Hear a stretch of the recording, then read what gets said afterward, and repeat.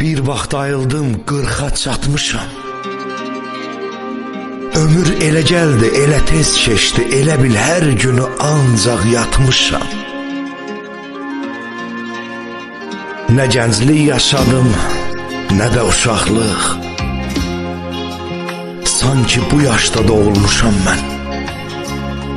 Dərdlərim dəryadır, batıb dərində.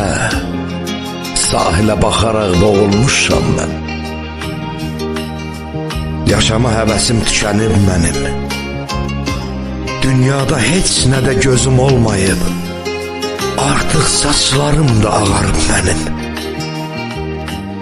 Əvvəlki məndən bir iz qalmayıb.